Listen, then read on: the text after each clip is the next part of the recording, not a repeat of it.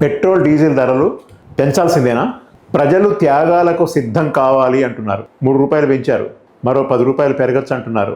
దీని మీద మనం ఆలోచించాలి కదా, నిజంగానే ఎందుకు పెరుగుతుంది అనేది. తప్పుడు ప్రచారం కాదు, వాస్తవాలు తెలుసుకుందాం. ప్రపంచ చమురు మార్కెట్లో $145 ఉన్న రోజుల్లో మన భారతదేశంలో పెట్రోల్ 65 రూపాయలకు దొరికింది. తర్వాత మోడీ గారు అధికారంలోకి వచ్చాడు. అంతకుముందు 65-72 రూపాయల మధ్యలో ఉండేది. మోడీ గారు అధికారంలోకి వచ్చిన తర్వాత ప్రపంచ మార్కెట్లో మనకు అనుకూలంగా వాతావరణం అనుకోకుండా మారింది. చమురు మార్కెట్లో ధరలు విపరీతంగా తగ్గిపోయినాయి. 140 నుంచి 130 నుంచి $60-70 కూడా ప్రపంచ మార్కెట్లో చమురు రేట్లు పడిపోయినాయి. అప్పుడు మనకి భారతదేశంలో పెట్రోల్ డీజిల్ ధరలు తగ్గాలి కదా, తగ్గాయా? తగ్గలే. ఏమైనాయి? పెరిగినాయి. ఎంత పెరిగినాయి? ఈరోజు హైదరాబాద్లో 110 రూపాయలు పెట్రోల్, ఎక్కడ 72 రూపాయలు, ఎక్కడ 105 రూపాయలు.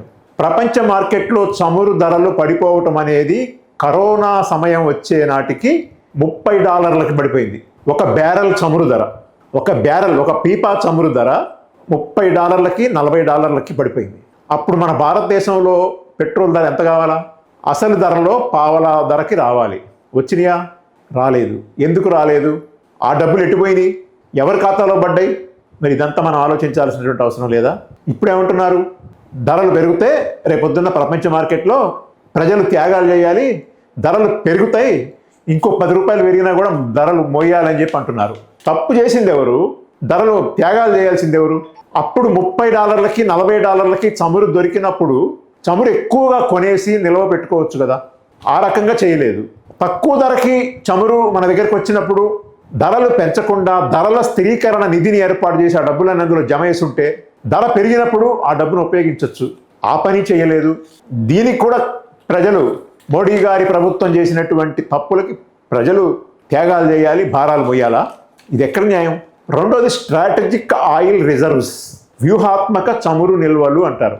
కనీసం 90 రోజుల పాటు చమురు అనేది తయారు కాకపోయినా కూడా, అక్కడి నుంచి దిగుమతి కాకపోయినా, ఇక్కడ ఉత్పత్తి కాకపోయినా 90 రోజులకి దేశ అవసరాలకి నిల్వలను ఉంచుకోవాలి. దాన్ని ఏమంటారంటే ఇంగ్లీష్లో స్ట్రాటజిక్ ఆయిల్ రిజర్వ్స్ అంటారు, తెలుగులో వ్యూహాత్మక చమురు నిల్వలు అంటారు. ఎవరైనా సరే వాటిని పెట్టుకుంటారు. కానీ మన భారతదేశంలో 10 రోజుల వరకే చమురు నిల్వలు ఉన్నాయి. దీనికి కారణం ఎవరు? ప్రభుత్వ వైఫల్యం కదా. ఈ భారాన్ని కూడా ప్రజలే మోయాలి, ప్రజలే త్యాగం చేయాలని చెప్పంటే ఆయిల్ కంపెనీలు, రిలయన్స్ లాంటి ఆయిల్ కంపెనీలు ఏమో లక్షల కోట్ల రూపాయల ఆదాయం గడిస్తాయి, ప్రజలేమో భారాలు మోయాల్సినటువంటి పరిస్థితి ఉంటుంది. కాబట్టి రెండోది ఏంటి? దిగుమతుల మీద ఆధారపడటం అనేది. మోడీ గారు వచ్చినప్పటికీ ఇప్పటికి ఈ 12 సంవత్సరాల కాలంలో మనం ఆల్రెడీ ఆయిల్ మీద ఎక్కువగా దిగుమతుల మీద ఆధారపడ్డ దేశమే. కానీ ఆ ఆధారపడటం అనేది దిగుమతుల మీద 12% ఇంకా పెరిగింది. ఇంకా ఎక్కువగా డిపెండెన్స్ పెరిగింది. ఆ డిపెండెన్స్ ఇంకా ఎక్కువ పెరగటం అనేది అంటే అర్థం ఏంటి? మన దేశంలో చమురు ఉత్పత్తులు చేయాల్సినటువంటి స్థాయిలో చేయటం లేదు, వాటి మీద పెట్టుబడులు పెట్టడం లేదు. కాబట్టి చమురు ఉత్పత్తులు తగ్గిపోవటం, దీనికి కారణం ఎవరు?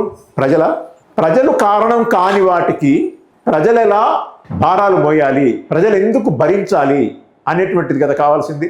ధరలు పెరిగినప్పుడల్లా పన్నులు పెంచుకుంటూ పోయారు. ప్రభుత్వానికి ఈ 12 ఏళ్ల కాలంలో పెట్రోల్ డీజిల్ మీద విపరీతంగా పన్నుల భారం మోపటం వల్ల, దాని ధర ప్రపంచ మార్కెట్లో తగ్గినప్పటికీ ప్రజల మీద భారాలు మోపటం వల్ల 30 లక్షల కోట్ల రూపాయలు ప్రభుత్వానికి అదనంగా ఆదాయం వచ్చింది. దాంట్లోంచి కూడా ఎటువంటి రాయితీలు ప్రజలకు లభించలేదు. రష్యా నుంచి ఆయిల్ కొనుగోలు, యుక్రెయిన్ యుద్ధం జరిగేటప్పుడు అమెరికా రష్యా మీద ఆంక్షలు విధించింది. ఏమని? ప్రపంచ దేశాలు ఎవ్వరు కూడా రష్యా దగ్గర ఆయిల్ కొనడానికి వీలు లేదని ఆంక్షలు విధించింది. అప్పుడు రష్యా ఇంకా ధర తగ్గించి అమ్మింది. అప్పుడు మన దేశం రష్యా దగ్గర ఆయిల్ చాలా పెద్ద మొత్తంలో కొనుగోలు చేసింది, అతి తక్కువ ధర కొనుగోలు చేసింది. మరి అప్పుడు ఈ దేశంలో ఎవరికైనా ధర ₹1 తగ్గిందా? మరి ఆ లాభాలన్నీ ఎవరు కొట్టేశారు?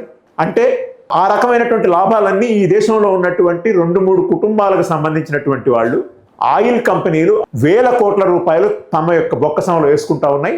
ఆ వెసులుబాట్లు ఏదైతే ఉందో, ఆ తగ్గుదలలు ఉన్నాయో, ఆ ఫలితాలు ఏవైతే ఉన్నాయో, రావాల్సిన ఉపశమనాలు ఏవైతే ఉన్నాయో, ప్రజలకు రావాల్సిన ఉపశమనాలు ఏమో ప్రజలకు దక్కటం లేదు. కానీ ఈ దేశంలో ఉండేటువంటి బడా కార్పొరేట్లు ఎవరైతే ఉన్నారో వాళ్ళ యొక్క బొక్కసంలోకి లక్షల కోట్ల రూపాయలు పోతా ఉన్నాయి. అంటే రష్యన్ ఆయిల్ కొన్నప్పుడు వాళ్ళకే లాభం, ప్రపంచ మార్కెట్లో చమురు ధరలు పడిపోయినప్పుడు వాళ్ళకే లాభం, పన్నులు విపరీతంగా పెంచడం ద్వారా ప్రభుత్వానికి లాభం.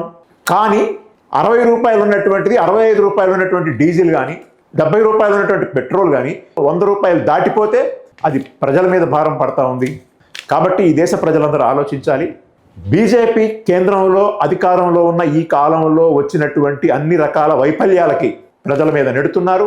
అంతర్జాతీయంగా మనకి బాగా కలిసి వచ్చిన సందర్భాల్లో, అది రష్యన్ ఆయిల్ కొనుగోలు చేసేటప్పుడు కానీ, కరోనా కాలంలో ప్రపంచ మార్కెట్లో ధరలు పడిపోయినప్పుడు కానీ, అనేక సందర్భాల్లో మనకి కలిసి వచ్చినటువంటి అనేక అంశాలను వినియోగించుకోవడంలో ఫెయిల్ కావటం కానీ, ఆ వచ్చినటువంటి లాభాలు కొద్దిమంది కొట్టేయటం వల్ల కానీ ఈ భారం అంతా ప్రజల మీద మొయ్యాలంటున్నారు. ఈరోజు 3 రూపాయలు పెంచారు, రేపు 5 రూపాయలు పెరగచ్చు, 10 రూపాయలు పెరగచ్చు అంటున్నారు. ప్రజలు సరిగ్గా ఆలోచించకపోతే వాళ్ళ వాట్సాప్ యూనివర్సిటీ సిలబస్ తప్పుడు ప్రచారాలను చాలా ఆకర్షణీయంగా అందంగా తయారు చేసి వాట్సాప్లో లేదు సోషల్ మీడియాలో పోస్ట్ చేస్తూ, తప్పదు నరేంద్ర మోడీ గారు కాబట్టే పెరగలేదు, పలానా దేశాల్లో అంతంత పెరిగిందని చెప్పి లేనిపోయినవన్నీ చెప్తూ, అబద్ధాలు చెప్తూ, వాళ్ళంతట వాళ్లే అన్ని సమాచారాన్ని, తప్పుడు సమాచారాన్ని వక్రీకరించి చెప్తూ ఈ దేశ ప్రజల్ని పక్కదారి పట్టిస్తున్నారు. కాబట్టి ఈ దేశ ప్రజలందరూ ఈ మోడీ ప్రభుత్వం యొక్క బడా కార్పొరేట్ అనుకూల ప్రజా వ్యతిరేక విధానాలను అర్థం చేసుకుని వాటిని తిప్పికొట్టకపోతే రాబోయే కాలంలో ఈ దేశం మరింతగా దివాళా తీసే పరిస్థితి ఉంది. ఈ దేశ ప్రజలు దివాళా తీసే పరిస్థితి ఉంది. ఈ దేశ ప్రజల యొక్క ఆదాయాలు మరింతగా పడిపోయే అవకాశం ఉంది. ధరలు విపరీతంగా పెరిగే అవకాశం ఉంది. డీజిల్ పెట్రోల్ ధరలు పెరిగితే అది అంతటితో ఆగదు. మొత్తం ఈ దేశంలో ఉన్నటువంటి ట్రాన్స్పోర్ట్ రంగం మొత్తం ధరలు పెరుగుతాయి. ట్రాన్స్పోర్ట్ ధరలు పెరిగితే నిత్యావసర వస్తువుల ధరలు పెరుగుతాయి. ఈరోజు వాణిజ్య సిలిండర్ ధర 3 సార్లు పెంచడం వల్ల ఇవాళ హోటల్లో మనం కొనేటువంటి ఆహారం ధర పెరిగిపోయినటువంటి పరిస్థితి మనం చూస్తూ ఉన్నాం. కాబట్టి మనం అందరం కూడా అర్థం చేసుకుని ఈ విధానాలకు వ్యతిరేకంగా మనం పోరాడాల్సినటువంటి అవసరం ఉందని తెలియజేస్తున్నాం.